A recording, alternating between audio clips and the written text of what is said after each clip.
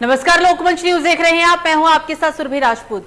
Corona काल में न जाने कितनी दिहाड़ी मजदूरों की घर लौटते समय मौत हो गई, कितनों का रोजगार छिना, कईयों का परिवार तबाह हो गया। यूपी सरकार ने घोषणा किया कि दिहाड़ी मजदूरों की हर संभव मदद की जाएगी, इन्हें रोजगार दिया जाएगा। अब इनकी स्थिति का क्या अभी इनकी स्थिति में सुधार हो गया है या फिर नहीं? चुनावी बिगुल हालांकि बच चुका है। नेताजी वोट पाने के लिए तमाम घोषणाएं कर रहे हैं, जात पात पर भी बयानबाजी खूब की जा रही है, लेकिन बदहाल हुए दिहाड़ी मजदूरों पर क्या बीत रही है, इस पर चर्चा करने के लिए हमारे साथ हमारे तमाम मेहमान जुड़ गए हैं।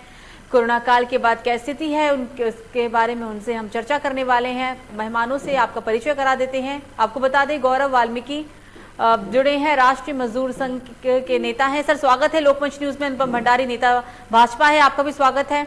और इरम नेता आप हैं। मैम, आपका भी स्वागत है लोकमंच न्यूज में। चर्चा की शुरुआत करेंगे और सबसे पहले गौरव जी आपके पास आएंगे। कोरोना काल में जो सभी ने देखा कि महामारी के दौर में रोजगार छीन चुके थे, लोग बेघर हो गए, दिहाड़ी मजदूरों का जो रोजाना कमाने खाने वाले लोग हैं उनके पास कोई रोजगार नहीं रहा। लेकिन इन सब के इतर आपको क्या लगता है कि सरकार इनके बारे में क्या सोच रही है, क्या कदम उठाए गए हैं सरकार की तरफ से, क्या सोचते हैं आप गौरव जी?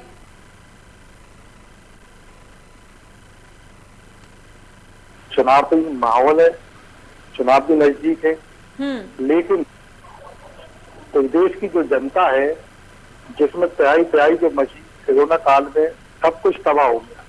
दिहाड़ी मजदूर, सफाई मजदूर भुखमरी की कगार पे आ गए, कई मौतें हुई, बच्चे यतीम हुए, उनका पालन पोषण करने की कोई जिम्मेदारी गवर्नमेंट ने नहीं ली।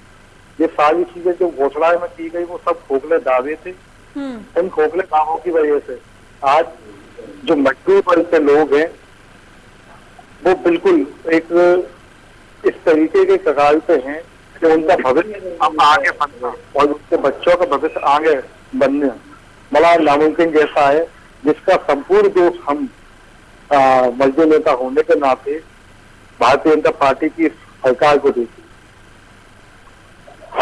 मतलब आप ये कहना चाह रहे हैं कि जो भी सरकार ने घोषणाएं की वो सिर्फ और सिर्फ कागजी घोषणाएं थी, वास्तविक में धरातल पर कुछ भी लागू नहीं किया गया। गौरव जी बनी रहिएगा। मुझे बताइए कि पिछले 4.5 साल की गवर्नमेंट ने मजदूर वर्ग के लिए क्या किया, क्या जमीन पे उन्होंने किया। आज पिछले कोरोना काल में जहाँ सफाई मजदूर कोरोना से जंग लड़ा जाता, जहाँ कई सफाई मजदूरों की मौतें हुई, क्या उनको या उनके परिवार को किसी भी रूप से आर्थिक सहायता की गई? ये हुआ कि कोई भी भाजपा का नेता या कोई भी सरकार का नुमाइंदा जो सफाई कर्मचारी कोरोना के कारण उनकी मृत्यु हुई, उनके परिवारजनों से आज तक कोई मिलने के लिए नहीं, कोई सकामना देने के लिए नहीं गया। जिन सफाई भाइयों ने, सफाई मजदूर भाइयों ने देश की सुरक्षा करते हुए, प्रदेश की जनता की सुरक्षा करते हुए अपनी जान गंवाई, ऐसे कोरोना भाइयों को सही से दर्जा नहीं देना चाहिए था।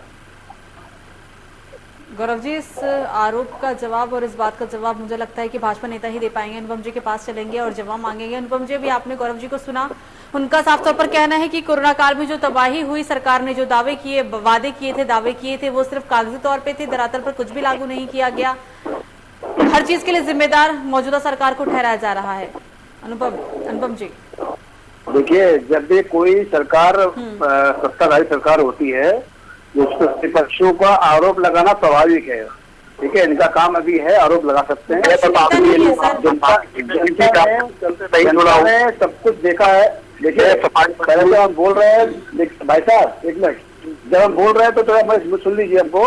आपने बोला, हमने सुना अच्छे से, ठीक है ना? अब हमें सुन लीजिए आप, उसके बाद बोलिएगा। विपक्ष का नाम ना दें आप। मेरा केवल इतना कहना है कि आज की तारीख में जनता समझदार है। जनता ने देखा है कौन कोरोना कालखंड के अंदर अपने दिलों से बाहर निकल के आया और किससे धरातल पे काम किया। ये बताने की आवश्यकता नहीं है, आपके चैनलों के माध्यम से ही काम होगा।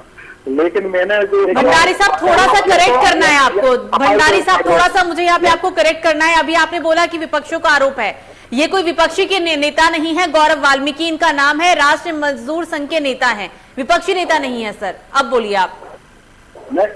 हाँ ठीक है, मैं बताता हूँ आपको। देखिए, इस समय धरातल के अंदर उत्तर प्रदेश में की सरकार ने क्या कार्य किया है वो आपके न्यूज मीडिया के माध्यम से जनता को मैंने स्वयं देखा है, सब मालूम है।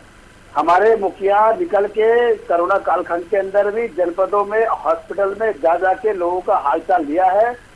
कोई दिक्कत वगैरह है तत्काल आदेश साथ दिए गए थे। इसके साथ साथ कोरोना कालखंड के अंदर जितने भी प्रवासी मजदूर आए भी थे, अगर उत्तर प्रदेश में भी आए थे, उनको किस तरीके से उनको रोजगार में देना है, किस तरीके से उनको भरण पोषण कैसे किया जाए, उस पर चिंता हमारे मुख्यमंत्री जी ने हमेशा से की थी। जितने लोग आ भी रहे थे, आपने देखा होगा, चाहे वो खाने की समस्या हो या किसी तरह समस्या हो, दिहाड़ी मजदूरों को इन्होंने 10,000 रुपए तक देने का कार्य किया था। उसके लिए आपको जो भी इसके अलावा टीकाकरण का जो काम किया, जिन मजदूरों को दिक्कत आ रही थी, जिन व्यक्ति को जिसको बिलो पॉवर्टी लाइन के जो व्यक्ति थे, उसमें सरकार ने सब लोग को मुफ्त राशन देने का कार्य किया। अभी इस समय जो कार्य किया है वो सबको पता है। और इस कालखंड के अंदर जिस तरह से मुख्यमंत्री जी की छवि निकल के आई है, देखिए अगर ये कालखंड ना होता तो आज जिस तरह की मैनेजमेंट किया है, आज उत्तर प्रदेश जो है एक मानक सेट कर चुका है बाकी प्रदेशों के लिए। ये हम नहीं बोल रहे, आपके मीडिया के माध्यम से मालूम पड़ता है, जनता के मीडिया से मालूम पड़ता है। भंडारी साहब, अभी आपने बोला कि 10,000 रुपए देने का काम किया है, वो मजदूरों को मिला है 10,000 रुपए या फिर फुटकर व्यापारी को, छोटे व्यापारी को दिया गया है? सबके सामने है। अभी आप मैं कुछ कहूँ आपसे? बोलिए, आप बोलिए।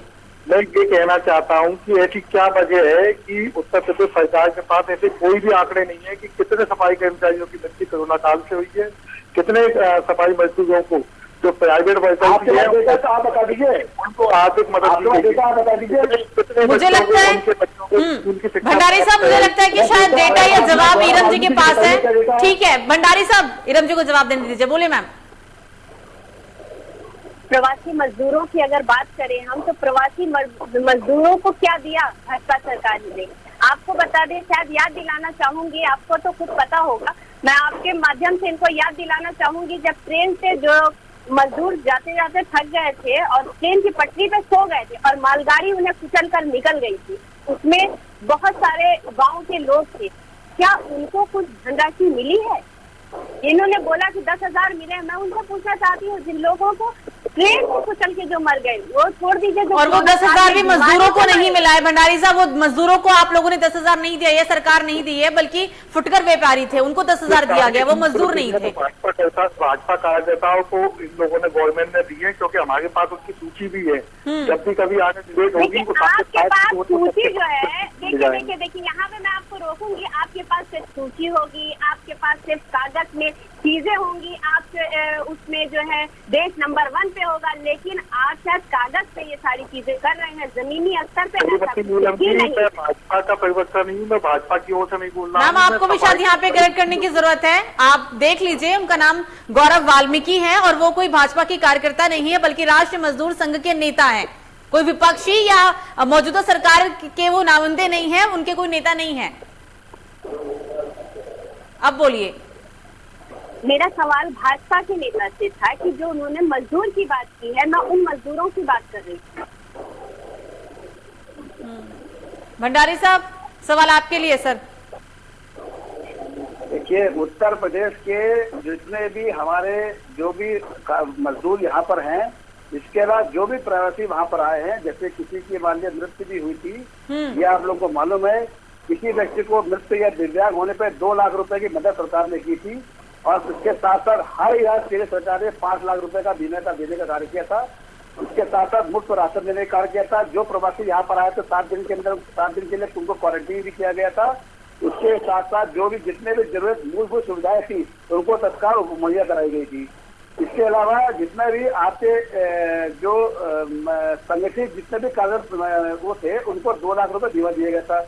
ये सामाजिक सुरक्षा संगठन के बोर्ड के साथ से 2 योजना चालू की गई थी, ये उत्तर प्रदेश सरकार ने की थी। साथ साथ जितने भी कार्यकर्ता थे, वो भी लोग भी निकल के जो बसों से आ रहे थे, जो ट्रेनों से आ रहे थे, उनको फल देना, खाद सामान देना, पानी की बोतलें देना, ये कार्य सबने देखा। ये कार्य जो है भारतीय जनता पार्टी ने निकल के एक कार्यकर्ता ने, मैं इस समय सबकी तारीफ करना चाहूंगा, लेकिन जो ये प्रवक्ता बैठे हैं आपके ये अरविंद केजरीवाल, कहाँ से सबको पता है ये आगे सर बाकी लोग कहाँ थे सबको पता है। आज चुनाव के दिन नजदीक आते जाते ये सब अपने बाहर निकल के आ रहे हैं और चीज आरोप लगा रहे हैं। जनता सब जानती है, जनता ने कार्ड देख लिया है कौन व्यक्ति ने क्या काम किया। मैं आपको सच्चाई का आईना दिखाना चाहती हूँ, आपको सच्चाई का आईना दिखाना चाह रही हूँ। आप अरविंद केजरीवाल की बात कर रहे हैं ना, मैं आपसे अरे सच्चाई का आईना दिखाने से पहले अपने आंखों के पत्ते आप खोलने का कृपा कीजिए। बहाई गई कि नहीं बहाई गई, बसूर पैदल चले या नहीं चले, इसका जवाब आप यहाँ दीजिए। आप ये ना बताइए मुझे कि मैं किस पार्टी से। उत्तर प्रदेश के अंदर सुनिए ये चीखने चिल्लाने से काम नहीं चलता है, चीखने चिल्लाने से काम नहीं होगा। उत्तर प्रदेश के अंदर जो कार्य किया गया है, जितना वैक्सीनेशन किया गया, टेस्टिंग ट्रेसिंग और ट्रीटमेंट में काम किया गया, वो सबने देखा है। उत्तर प्रदेश की जनता के साथ आज बड़े बड़े देश से बैठे हुए हैं, वो खुद अचरज में आते हैं कि कैसे मैनेजमेंट को दिखा दिया उनको। मजदूरों को लेकर चर्चा है भंडारी जी। इरम जी, ये लाशें बही, कोरोना काल में क्या हुआ, सब कुछ अलग रखिए, मजदूरों के बारे में सरकार क्या सोच रही है, अगर नहीं सोची तो क्यों नहीं सोची, इस पर हम चर्चा कर रहे हैं। क्या मैं कुछ कहूँ आपसे? हाँ बोलिए, वाल्मीकि जी बोलिए। भंडारी जी, मैं एक चीज आपके संज्ञान में लेना चाहता हूँ। जहाँ आप सुरक्षा की बात कर रहे हैं कि सुरक्षा दी गई, मैं आपके संज्ञान में ला देना चाहता हूँ कि आगरा में एक श्री पारस हॉस्पिटल है जहाँ सांसों की सौदागर बैठे हुए थे, जिन्होंने ऑक्सीजन को लेकर एक बड़े सौदेबाजी की, जिससे 92 मौत आगरा के अंदर हुई। ये भी भाजपा शासन ने ही दी है या किसी और ने दी है? बताए, दे जवाब दे। मैं जैसे सुनना चाहूँ, क्या बोला उन्होंने, आवाज नहीं आ रही आपकी बिल्कुल भी। वाल्मीकि जी एक बार अपने प्रश्न को दोबारा दोहराएं। कि आगरा के अंदर श्री पारस हॉस्पिटल में ऑक्सीजन की कमी के कारण जहां ऑक्सीजन की सप्लाई नहीं हो पाई, 92 मौतें हुई, जिसमें मल्टीवर्ग के काफी लोग थे। क्या ये भाजपा की देन है? देखिए, ये आप ऐसा जो लगा रहे हैं कि 92 मौतें भाजपा की देन है। भाजपा की देन ये है कि भाजपा ने रातों रात जो है ऑक्सीजन का प्लान लगाने का कार्य किया। देखिए, चाहे हवा से, चाहे धरातल से या कहीं से समुद्र से, जितना ऑक्सीजन के सप्लाई करने का कार्य किया गया था, उनके कार्यकाल के अंदर रातों रात आपके लखनऊ के अलावा के अंदर करवाई ऑक्सीजन प्लान लगाए गए थे। जिस तरीके से घटना आई, किसी को पता ही नहीं कि इस घटना आएगी। अब उस घटना का जिस तरीके से सामना किया मुख्यमंत्री जी ने, उनकी अगुवाई में सामना किया गया, वो सबने देखा। क्या आपके संज्ञान में है? हर जगह हुई है। मैं तो उत्तर प्रदेश में, आगरा में नहीं हुई, मैं तो उत्तर प्रदेश के साथ साथ हिंदुस्तान के साथ साथ दुनिया के हर जगह हुई है। लेकिन जिस तरीके से जो ट्रीटमेंट किया, जिससे सेकंड वेव आई, वो किसी को अनुमान नहीं था कि कितने खतरनाक आएगी। जहाँ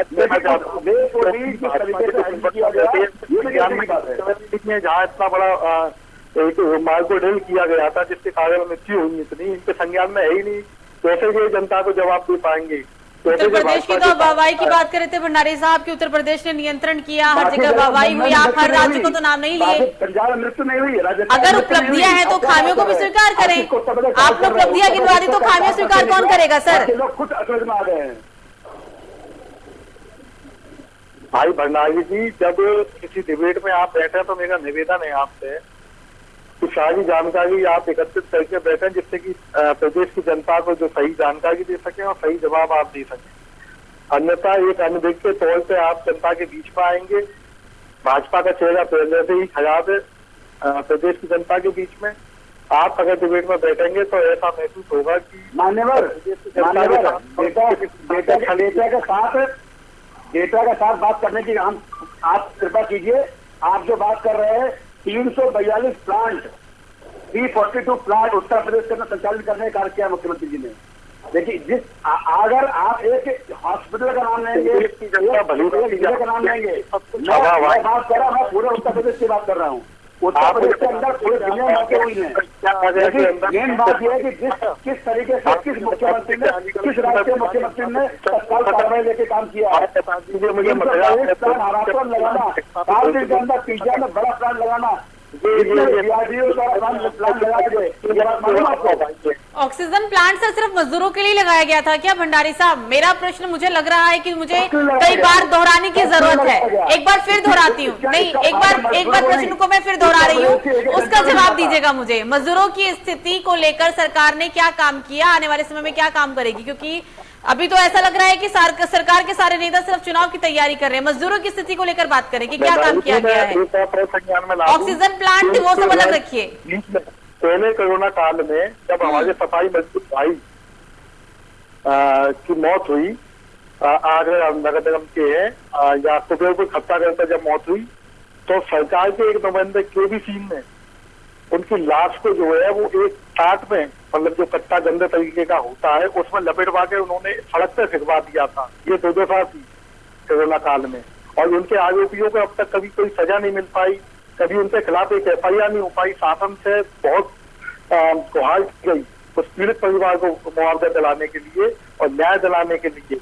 तो इस सबसे दोषी जो भाजपा सरकार है, कैसे प्रदेश का सफाई मजदूर दल भाजपा को वोट दे, जहाँ एक और भूखे मर गए हैं, मौतें हो रही हैं, और सरकार का कोई भी नुमाइंदा उसकी सुध लेने वाला नहीं।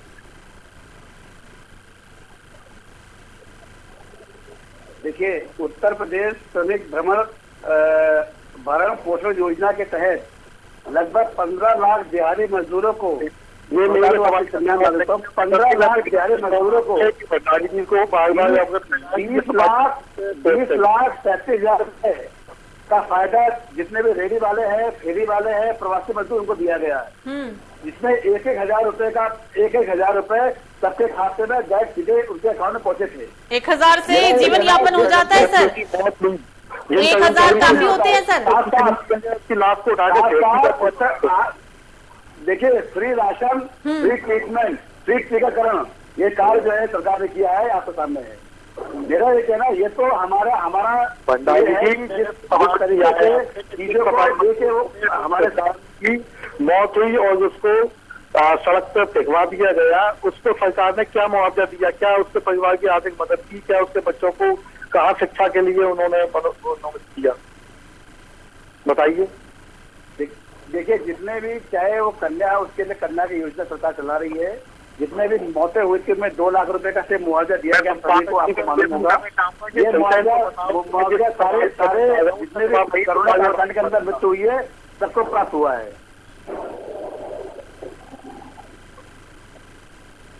इरम जी बोलिए।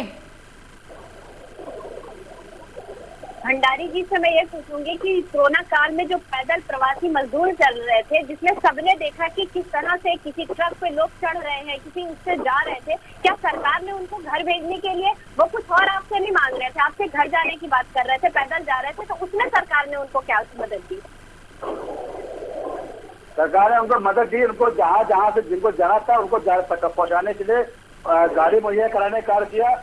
साथ साथ जितने मजदूर वहाँ पर आए थे, जिनको हालत सही थी, 7 दिन के अंदर क्वारंटीन करके, 7 दिन के अंदर क्वारंटीन करके उनको ट्रीटमेंट करके हालत देने का कार्य किया गया है। भंडारी जी जिस वक्त मजदूर जो है वो पैदल मार्च कर रहे थे, आपके स्वास्थ्य मंत्री जो है वो क्वारंटाइन में थे, कैसे उनकी मदद की गई, आप मुझे जवाब दें। देखिए, उस 8,17,55,000 रुपए की धनराशि जितने भी हमारे ई रिक्शा चालक हो गए, खोमचे वाले, रेवड़ी वाले, जितने प्रवासी मजदूर है, ये सरकार द्वारा उनके खाते में गया है। वाले हैं वो सभी भाजपा कार्यकर्ता हैं जिन्हें मदद की गई। आम मजदूरों को किसी भी प्रकार की कोई मदद नहीं। ये देखिए, अगर गांधारे की तरह पट्टी बांध के आप बात करेंगे तो कोई फायदा नहीं है बात करने का भी। ये जो आंकड़े हैं, ये सरकारी आंकड़े हैं,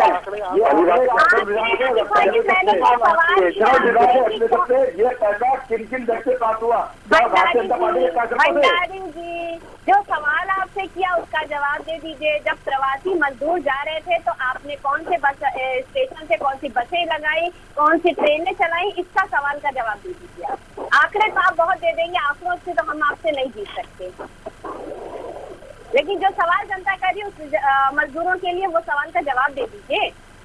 बिल्कुल जवाब दिया गया है। मैंने आपको पहले बताया। बताइए ना कि कौन सी आपने घर पहुँचाने तक का कैंपेन चलाई, देखिए, घर पहुँचाने तक का पहुँचाया जाए, चाहे वो रेल के द्वारा हो चाहे बस के द्वारा हो, उनको पहुँचाने का कार्य किया सरकार ने किया था। इसके अलावा इनके साथ साथ मैंने आपको बताया उनका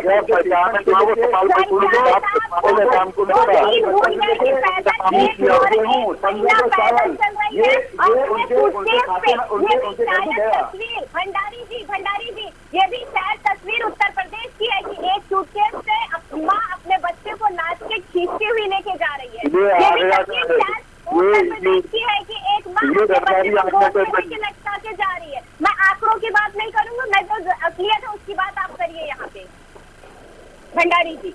मैंने क्या बोला, ये जो इतना त्रासदी आई ये उत्तर प्रदेश में नहीं आई। आपको बता दें ये जो समस्या आई है सिर्फ उत्तर प्रदेश में आई है, ये भारत के हर राज्य में आई थी, ठीक है ना। इस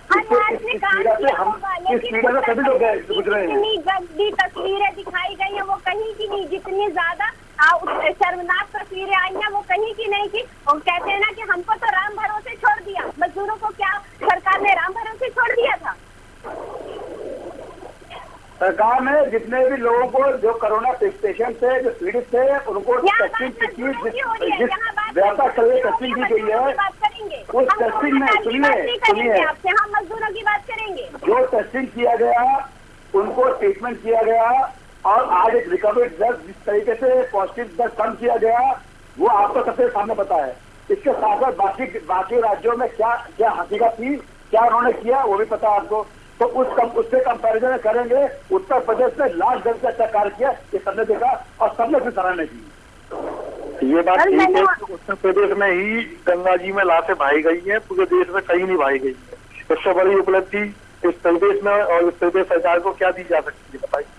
संविधान में लकड़ियां भी उत्तर प्रदेश में ही शायद कम पड़ी है भंडारी जी।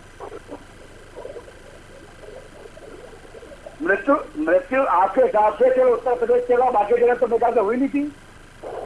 जो लाशों का खबर बोल चुके हैं बाकी जगह मृत्यु तो हुई नहीं थी। आपका क्या कहना है? सरकार ने प्रॉपर इंतजाम कर रखे, प्रॉपर इंतजाम कर किए थे इसमें किसी को भी मृत्यु होती कोरोना कालखंड के अंदर उसको